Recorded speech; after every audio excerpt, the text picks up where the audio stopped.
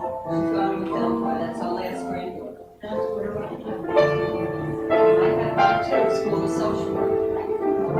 So I'm laughing. Me? Oh, I started at Hofstra. And I ran away with we won't even talk about my life. But anyway, I went back to school in 1988. I got my degree in 1989. I started in 1967. It's a little bit between degrees. So, but she's very excited. She's at 14. Dan, I was at the university.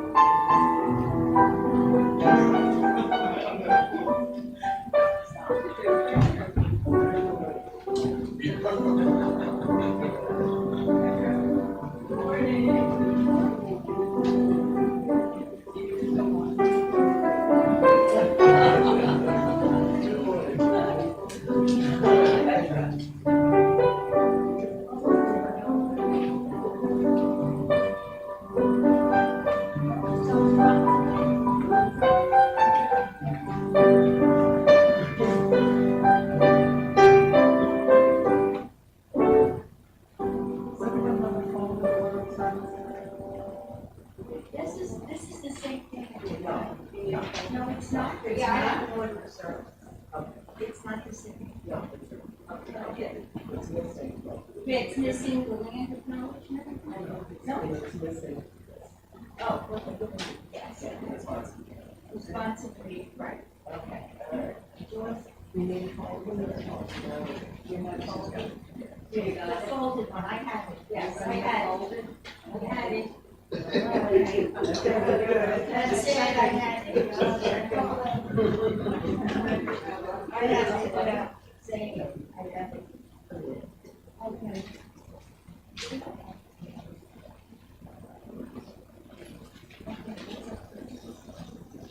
Pray with me. Sorry.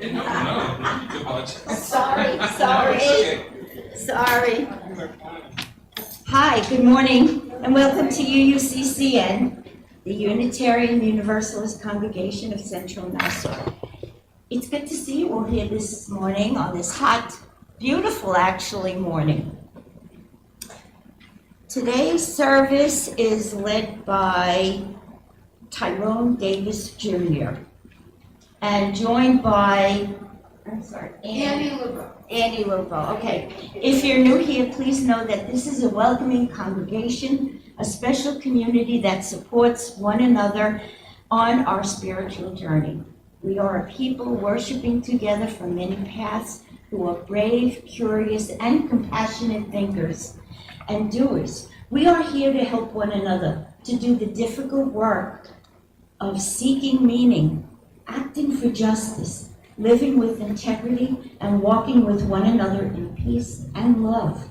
We hope that this hour set apart from daily concerns will renew our spirits, strengthen our love for one another, and embolden us to bring reconciliation wherever we find division.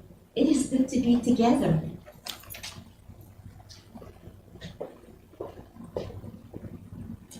Good morning, everyone. Good morning. Good morning.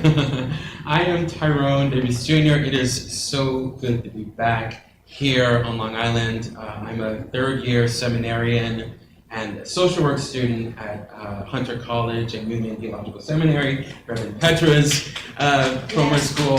And thank you so much for having me. I will now give our call to worship.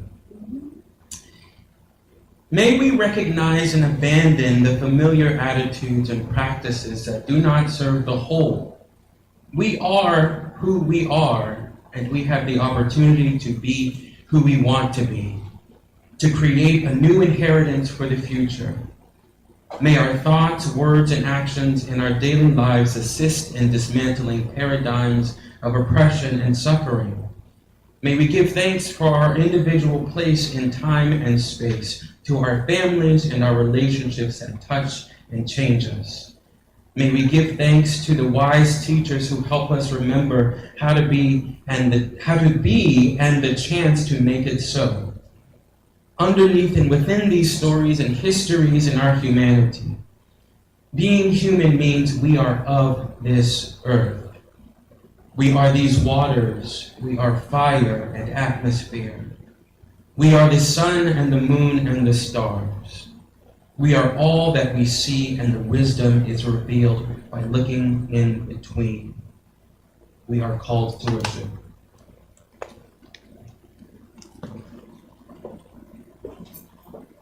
Excuse me, this is bothering me. Okay, is that straight? Yeah. I'm sorry, I was looking at it, I'm sorry. This is the time for a land acknowledgement. We are here on the ancestral lands of the Merrick. We were put upon Turtle Island to be caretakers, to gather in a good way, to be with Earth's children in all of their forms, those of the land, the water, and air. Let this land acknowledgement be the beginning of our return to unity. Let us be guardians of the water, air, and earth, the four-legged, the flyers, the swimmers, the crawlers, the mammal people, the green, the rock people, and all of the created world. Let harmony and kindness guide our actions to be the manifest in our hearts. Thank you. And Jerry, before you sit down, may I have you light our chalice? Sure. Thank you. Here is the. Yes, thank you. Thank you so much.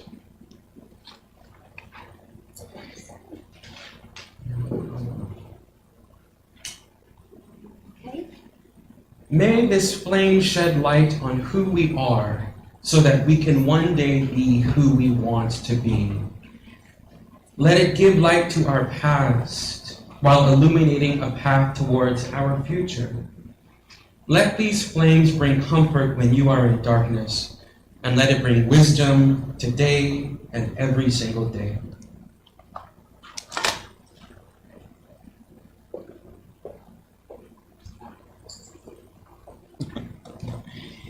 We will now be singing from the great books, our opening song, number 132, Write Those Jewels.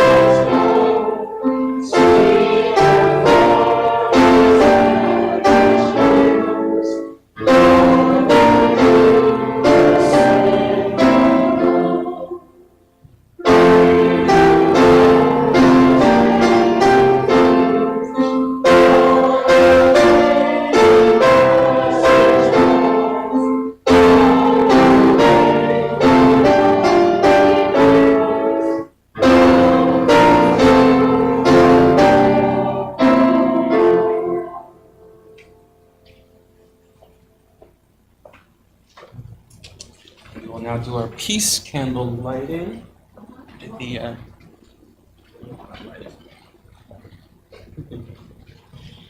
We light this candle of peace in full commitment to peace here and all over the world. May it be a reminder of the inherent worth of all beings, so that we can work every single day to bring peace.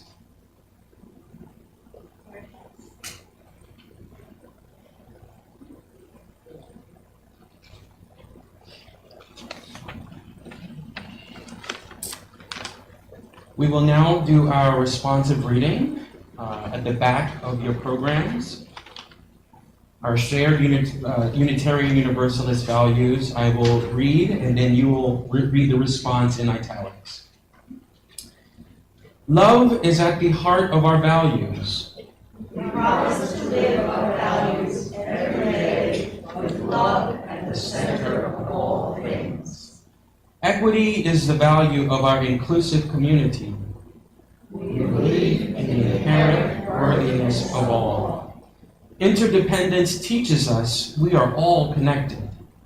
We We will only be made whole when we live as co-inhabitants of the world. Justice is essential for peace and building a beloved community. We will work to dismantle racism and other oppressions in ourselves and in our institutions. Generosity expresses compassion, gratitude, and hope. We will offer our faith, ourselves, and our resources. Pluralism encourages respect for diverse beliefs and allows us to be curious as we learn from one another. Transformation allows us to adapt to an ever-changing world. We are evolving and growing. We are never perfect.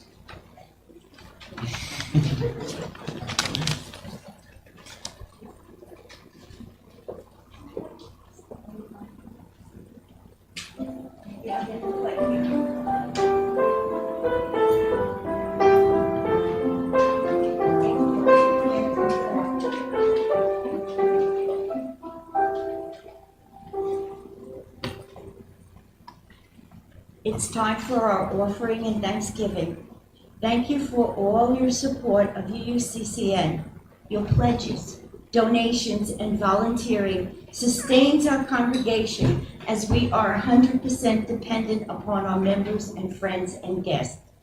Please give today when the usher passes the collection plate in a minute, or you can use a credit card on our website, uuccn.org.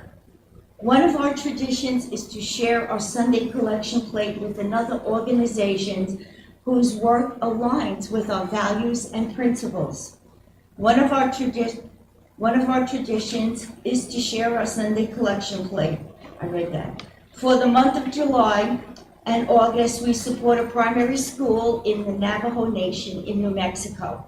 The pumpkins at our annual pumpkin patch is our biggest fundraiser. Are grown on Navajo land, and many of the workers who tend the pumpkins are Navajos. Supporting the education of Navajo children is a way that we can give back and support that community whose efforts support ours.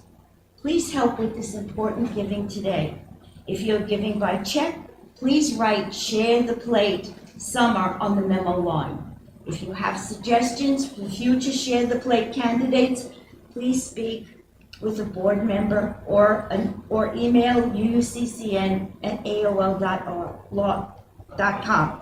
Thank you again for all you do to support our congregation. We are truly grateful and truly bless the generosity of our community. You want to pass the plate? Thank you.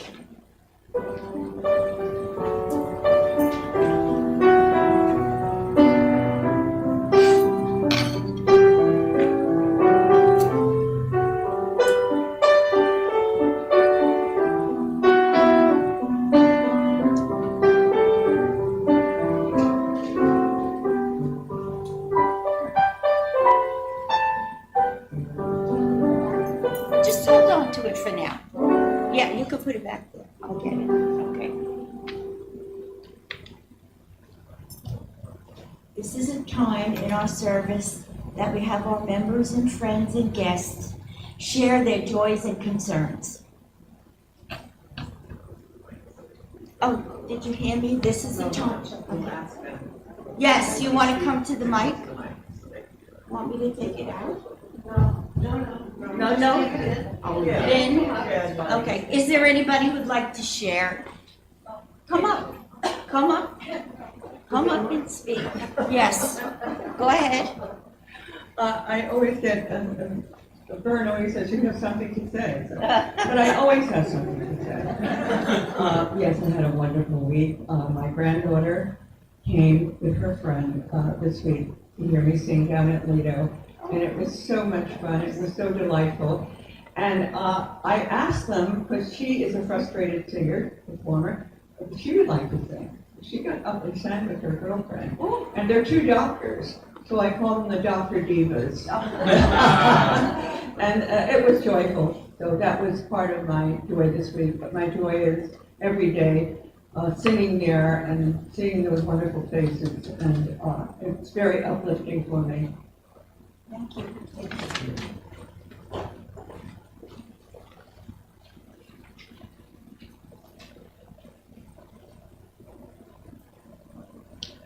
Yesterday was Family Day at the Ramapo Community Center in Mahwah, New Jersey. And it was such a joy to be with the community, to see all the children, to see the elders gather, just to see families coming together, people who hadn't seen each other in a long time. And you know, when you have a family reunion, you know, there's a lot of joy. There's a lot of joy in people coming together and sharing their stories. And I was around taking pictures, and it was just a wonderful feeling to be able to be together with everyone. And in the afternoon, like that wasn't enough, there was a barbecue with the African American men of Westchester and all of their families, and that was also a wonderful occasion. And I was there with my husband. So, you know, this is a time of year when we can gather. It's sort of leisure, and we need that. So much going on in the world that may not be positive, but we can create community and be together and share together with each other. And that is always a joy.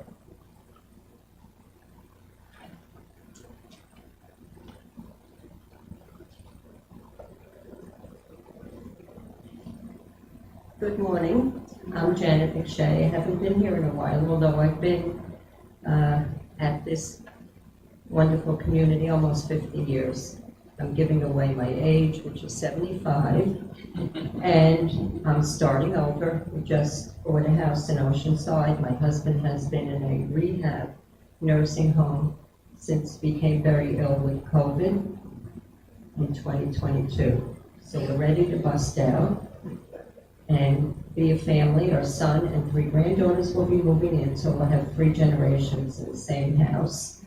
I'm a nervous wreck and excited at the same time. So just keep me in your prayers that I can get through the closing, because every minute the prices change and somebody has to tell me what to do. But it's a very interesting experience buying a house, and just get a lot of people to support you if you go that way. Thank you.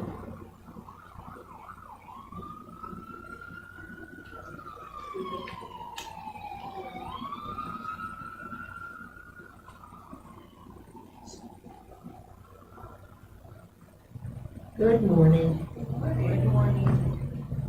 I'm Mary Ellen Cray, and I am delighted and thrilled to be here today after a medical issue and finally have wheels. So that is a really big plus for us. And the other is we have our second great-grandson born this year. So he joins his cousin, and he was born on August 2nd. So big What's thrill. his name? Thomas Noble Howell. And of course, our sorrow is that our daughter was not able to be here when he was born.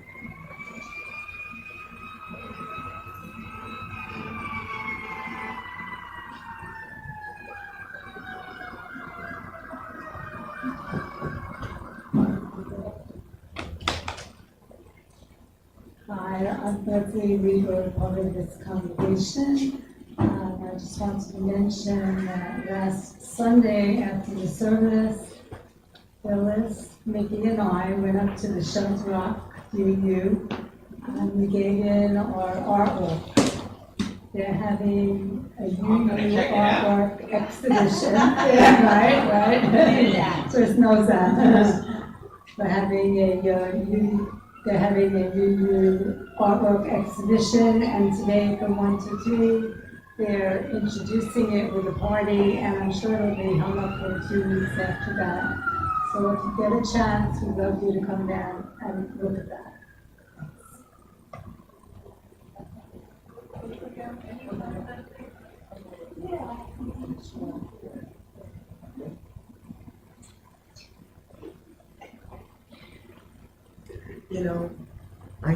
Lutheran Seminary, and you always remember to say your name first. I'm Reverend Patriot, as if people didn't know, but I just thought I should say it. But I also want to welcome Kim Fowler. Thank you so much for coming today. It's great to see you.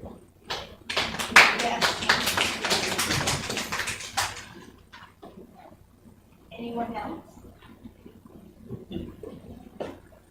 Thank you all for sharing. Thank you all for sharing your joys and sorrows. And for the others, let's keep our joys and sorrows close to our heart.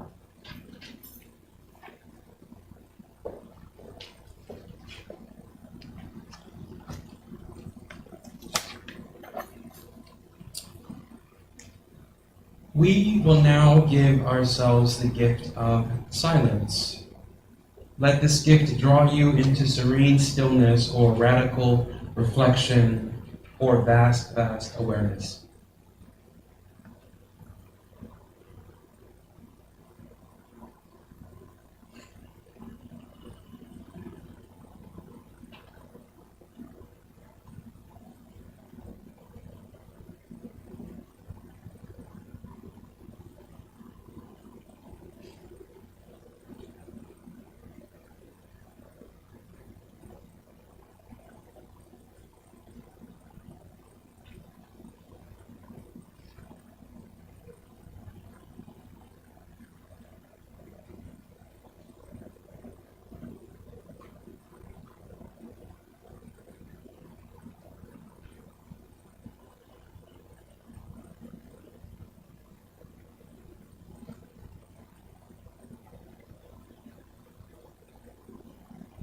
Thank you.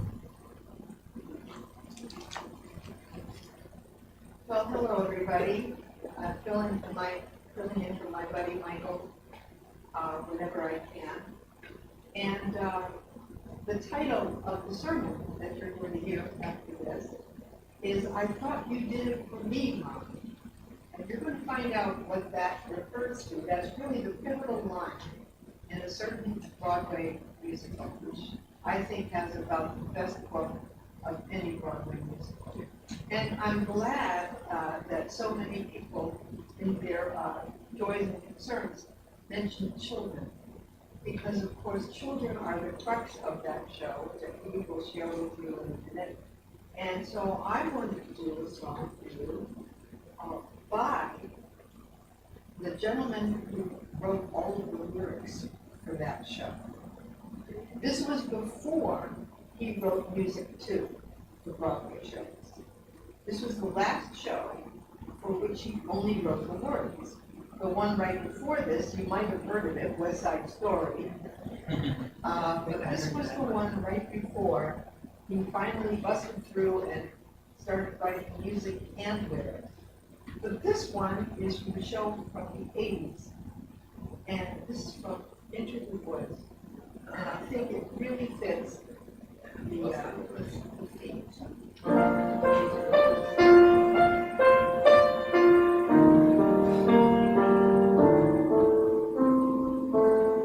Careful the things you say,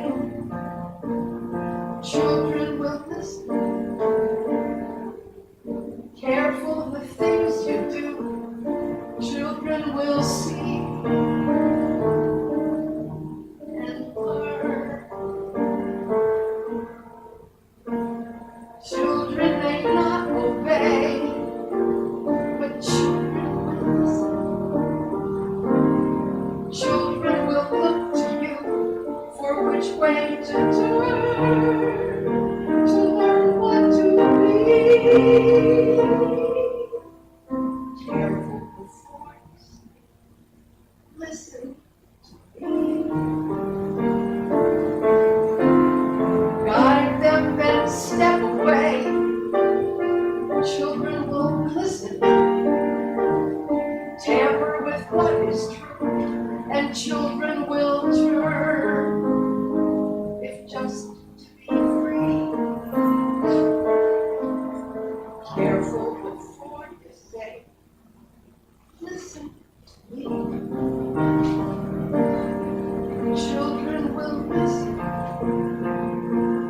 Children will listen. Children will listen.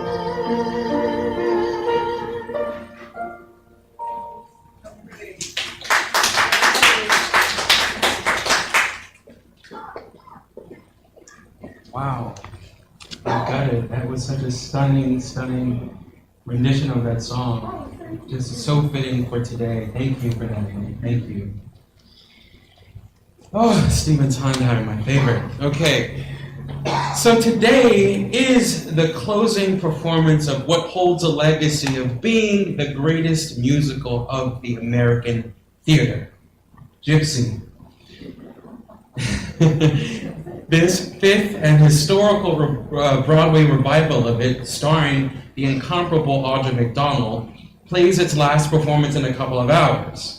I saw it several weeks ago and had a transformative experience, and I have to say, if you didn't get to see it, you missed out, okay? I'm sorry to be so blunt, but I don't know, maybe if you leave halfway through this sermon, you can catch the matinee. What's all about? It's not good. Tickets are sort of expensive. Tickets are expensive, that's true. But anyway, if you aren't familiar with the musical Gypsy, it is a biographical family drama based on the real lives of celebrity sisters June Havoc and Gypsy Rose Lee, and their titan of a stage mother, Rose Thompson Havoc, better known in the musical as Mama Rose. Oh boy. Set in the 1920s and 30s, as the entertainment industry's popular art form was in transition from the family-friendly vaudeville to the body and risque burlesque, Mama Rose, a divorcee and single mother, is hell-bent on carving out lives of success for her two young daughters. Showbiz as a way up and out of their humble means as they navigate society as a manless family of women in the early 1900s. Mama Rose's defining feature is her tenacious ambition. If I die, it won't be from sitting, it'll be from fighting to get up and get out, she famously announces. Throughout the musical, her relentless motivation toward success is driven by her dreams, her literal dreams.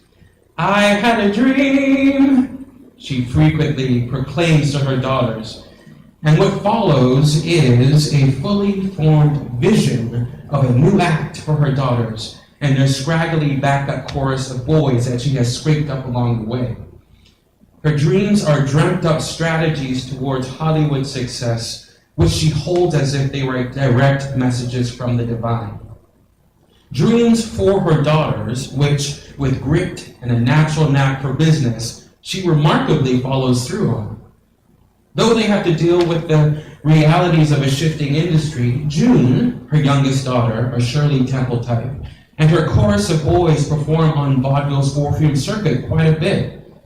Louise, her eldest daughter, goes on to become Gypsy Rose Lee, the Gypsy Rose Lee, arguably the greatest and most famous star of the burlesque art form. Mama Rose's dreams for her daughters come true. She doesn't sit around and let fate do its thing, she makes them come true. Which, I guess, wouldn't be a problem if perhaps her dreams weren't her dreams, but well, her daughters. So this inevitably is the pulsing conflict of the play. For as she relentlessly pursued her dreams for her daughters, it was never really with their say. Side note, it is claimed that the actual Mama Rose would forge the birth dates on her daughters' birth certificates so that they could skirt child labor laws.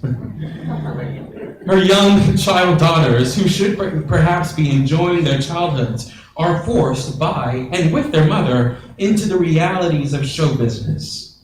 Late nights, constant rehearsing, non-stop travel, insecure food and housing, and most notably, in their specific case, a force of a mother who was not just their mother, but their director, their music director, their choreographer, their agent, a stage mother who is in control of every second of their lives, a parent whose dreams and ambitions for her children seem more important than their actual wishes and well-being. And whenever anyone seems to be an obstacle to the coming true of her dreams, Mama Rose, she gets mean and defensive and insulting and bitter, even towards her children. Time magazine's review of the original 1959 Broadway production says of Mama Rose, and I quote, "the most monstrous stage mother ever seen on stage," end quote. So monstrous that by the end of the musical, every single person in her life, every single person that she loves has walked away from her. June's chorus of boys, a romantic partner named Herbie who walks out on Rose after he watches Rose make a disturbing decision regarding her eldest daughter's career. And yes, both of her daughters leave too, June and Louise, each walking away from their mother at either the brink or height of their respective stardom. One by one, each of them leaves Mama Rose with absolutely nothing but her dreams. Her monstrous dreams, Time magazine might add. I have to admit though, Mama Rose, the monster, feels a bit harsh to me personally. Now bear with me, I'm in social work school to become a therapist, so it is literally my job to spend less time judging people's behaviors and more time trying to understand why people do things and how their behaviors are influenced by psychology and society. Now, one of the reasons I think Gypsy has been coined the greatest American musical is because its driving force, Mama Rose, is simultaneously both the villain and the hero. She's incredibly both the protagonist and antagonist. We, as an audience, want her dreams to come true, and at the same time, we also just want her to sit down and simply listen to her children. The reason I find Mama Rose to be such a compelling and complex character study is because of the difficulty in which it is to label this mother a complete monster. If we allow ourselves to ponder the reasons why Mama Rose or any parent might behave this way, we might ask ourselves, is it so wrong for a parent to want the absolute best for their child and to do whatever it takes to achieve it? What is the issue with a little parental ambition in order to help lift your offspring out of poverty and into upward mobility? Is it wrong to want and to achieve for your kids a life of success and security that you never had? By the way, Mama Rose and her daughters in this latest revival of Gypsy is, for the first time on Broadway, being played by Black actors. Mama Rose is played by the one and only Audra McDonald, which dramaturgically raises the stakes and urgency towards survival for this family of Black women in the 1920s, and arguably even more so justifies Mama Rose's drive, ambition, and urgency to claw a way to success for her young Black daughters during Jim Crow America, when opportunities for Black upward mobility and Black female success in particular were so very limited. So it is because of Mama Rose's ambition that they were able to keep food on their table and a roof over their head. So Mama Rose is a little overbearing and controlling. Is this a reason enough for her to be deemed a monster? Why would her daughters up and walk away as she didn't fight tooth and nail for their lives?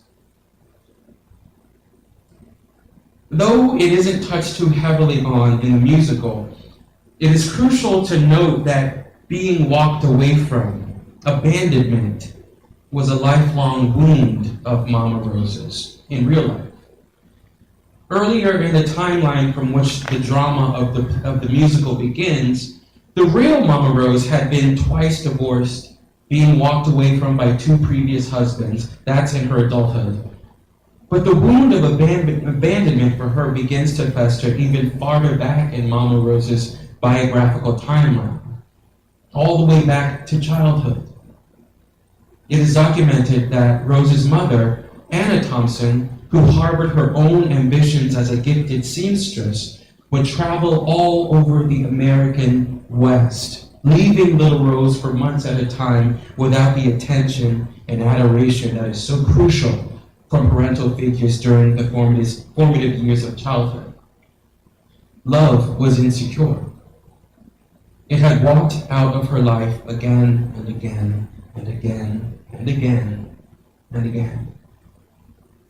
And I want to be clear about something. Although it's important to view Mama Rose's behavior within the full context of her life and experiences, my point here is not to pathologize ambitious women or to pathologize women who men have walked away from, right? That is a trope, right? A woman that can't keep a man, she's got to be crazy. There's something wrong with her. That's not what this is. That misogynistic stereotype is not what I'm pointing to at all. What I am pointing to, rather, is the fact that Mama Rose harbored something that every single person here today is also harboring. Wounds. We've all been cut by childhood experiences, life experiences that have left a cut so deep that it directly influences and dictates our motives and behaviors far beyond the time of the wounding, whether we realize it or not. Whether we realize it or not. Something rotten that a teacher or schoolmate said to us has made us skeptical of our intelligence and talent, which influence our decision to pursue a particular path or not. Perhaps an ex or parent said something about our bodies, which gave us decades-long insecurities about our bodies, our faces, dictating what we wear to the beach, or which angle we'll allow ourselves to have our pictures taken from. Perhaps the wound was something more societal.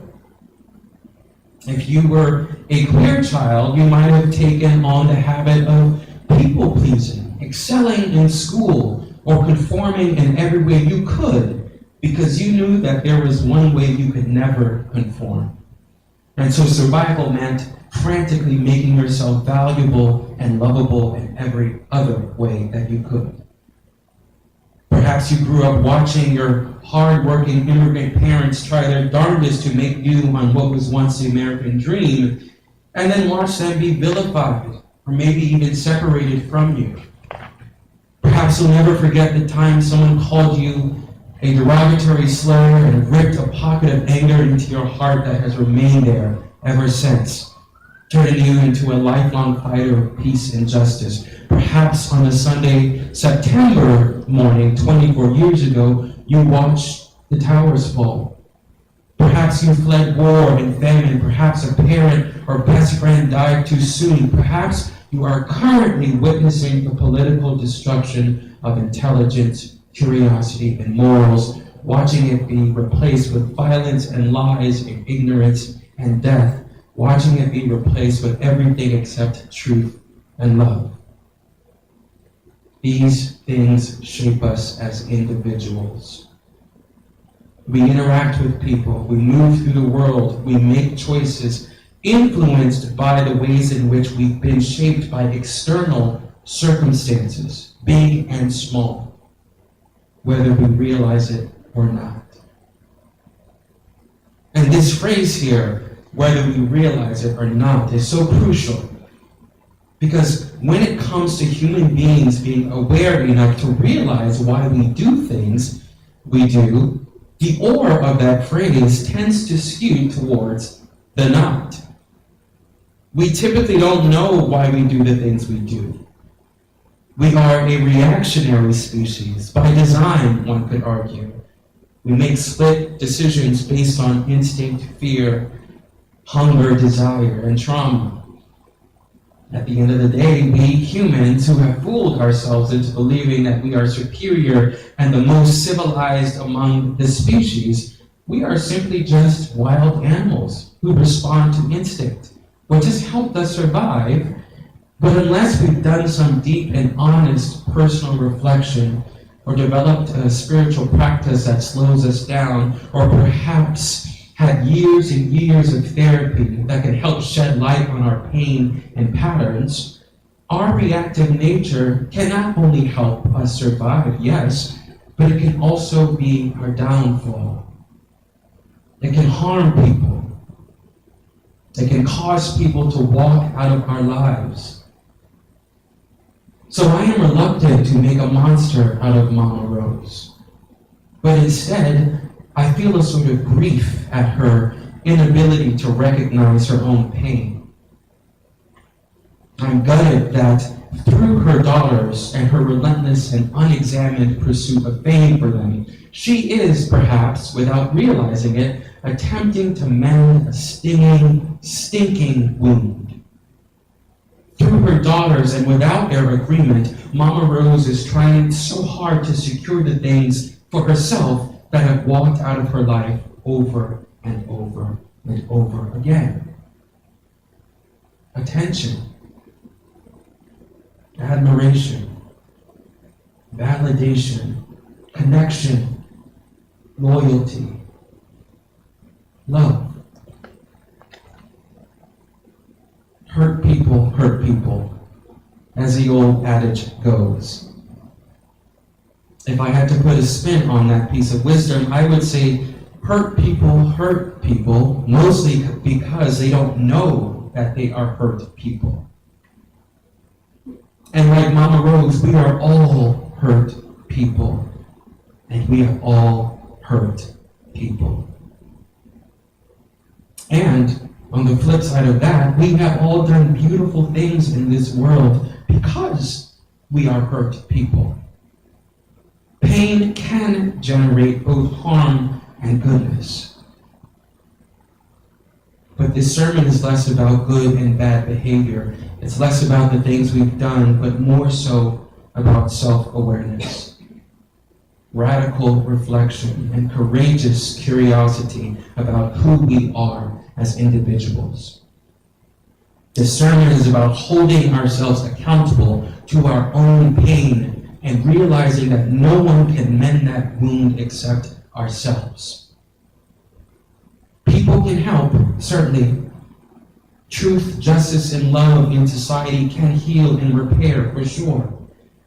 But no one knows our pain like we do, if we're willing to be self-aware and humble. Our children cannot mend our wounds. Our parents cannot do it. Politicians can't do it. Religious leaders can't even do it. Nor can power, money, control, or fame. Dream and ambition are all well and good. Grand visions for our children, our communities, and the world is fantastic. But if we don't know who we are and what wounds we are carrying with us, we may end up being more monstrous than good. If only some of our world leaders and decision makers would engage in this type of difficult but consequential self-work, this world might be more graceful, more kinder, more slower, more thoughtful, more humble, and more tender. May it be so.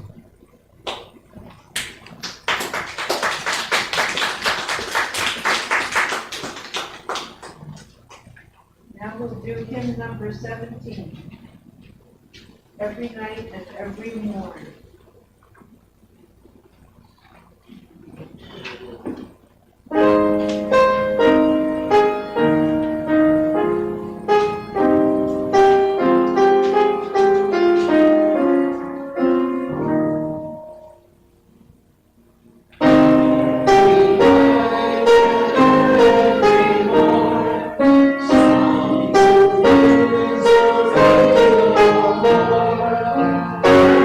Every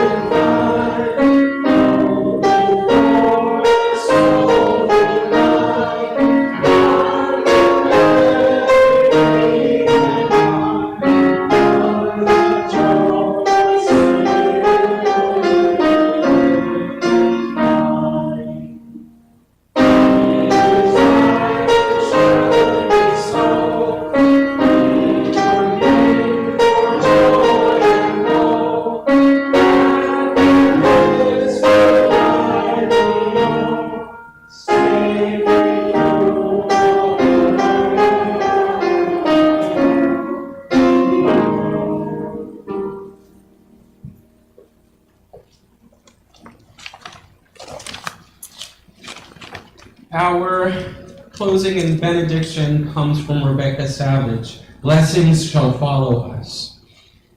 And as we end our time together today in spiritual community, may we depart this sacred space, knowing that blessings shall follow us all the days of our lives, if we live in and return to right relationships, if we extend grace and forgiveness to ourselves and others, if we behold mercy as a spiritual superpower, if we emanate the greater love that holds us close. May our lives radiate the blessings that we have been given. May kindness and compassion fall gently from us. May there be peace in the world, and may it begin again with us. May it be so. Thank you. Thank you.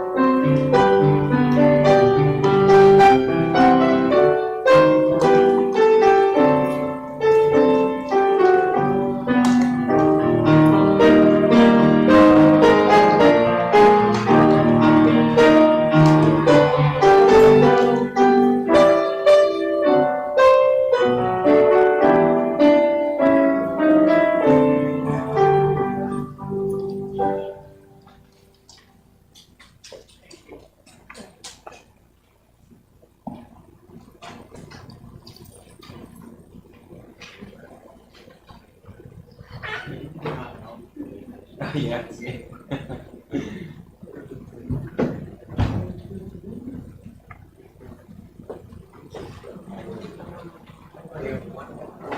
Thank you. Thank you very much. Oh, thank you.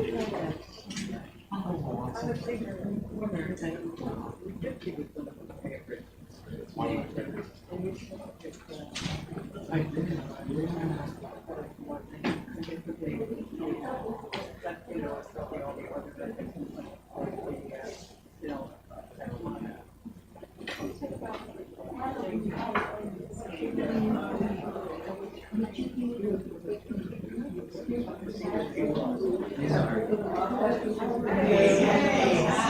Yeah, exactly. Yeah, that's right. She was trying to. That's why I can't call her Monster Kid. It's good to see you. And I would love to hear you sing with me. Yes, sure.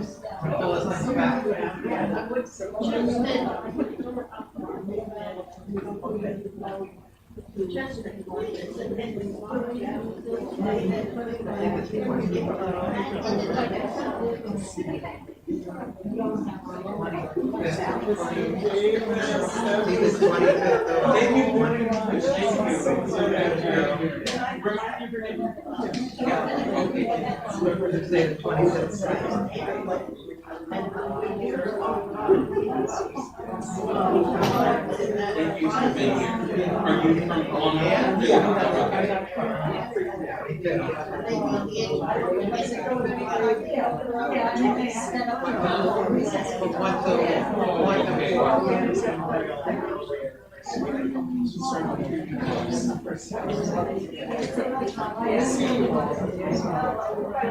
What is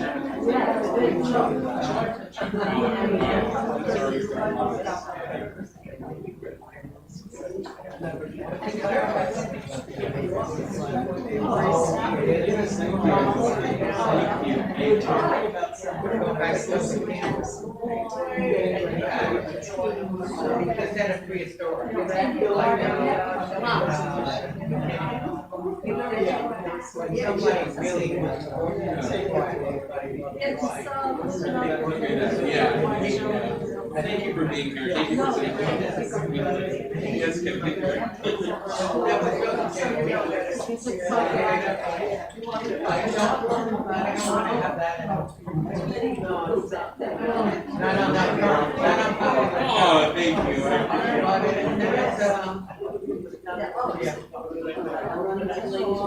So get summary. Oh, wow, that's a pretty short one. I wish I was around for that one. I know, that's not quite what I-